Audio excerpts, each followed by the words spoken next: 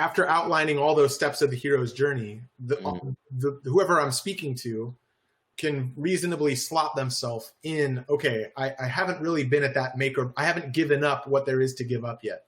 Or speaking to the fractal aspect of it, they might have said, well, I gave something up a year ago, but there's still more. Again, there's hero's journey stacked on hero's journey. It's a cycle.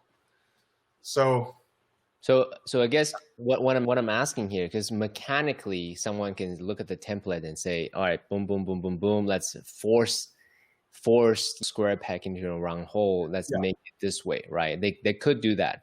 But let's say someone who is at a high level competitor, let's call a UFC fighter, right? And I think you know what I'm talking about. So for them, they have an image. They have to maintain that ego of supreme confidence.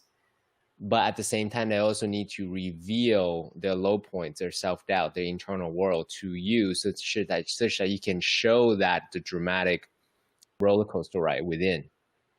How do you get them to share their truth, like versus just put on some sugarcoating thing that they think the world want to see? Does that make sense? Yeah. Well, it's really it's like, do you want the win?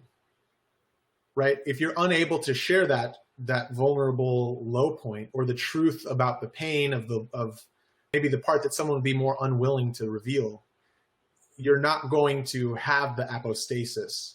You have to have the awareness and be able to, it's like if they're unwilling to get rid of that, then they haven't truly let go of the egoic identity that's keeping them from slaying the dragon. So part of the work is in just reminding them of that and guiding them to. Right. So how do you deal with that egoic resistance how do you enroll them into this vision of like, hey, on the other side, it's actually not only good for you commercially, but it's really good for you personally. You know what I mean? Yeah. How do you share that? How do you enroll them into that? I point to other examples and I lead first. I go there first. Now it's easy to, like, I look at like Robert Downey Jr. as an example that I like to use a lot, right? Mm-hmm. Robert Downey Jr. at a certain point was an addict and alcoholic and everything. And for all intents and purposes, his life was in the gutter. But we know Robert Downey Jr. today as being Iron Man, right? This made $100 million on one movie type of thing, right? Mm-hmm. And so I'll play videos of him just being very candid about here's where I was. And when watching him own it, it's easy to, when you create that space, that's where the juice is. Mm. You know, it's easy to lead someone there when you see how safe and how necessary it is to go to that place. Yeah. Okay. Yeah. Let's see.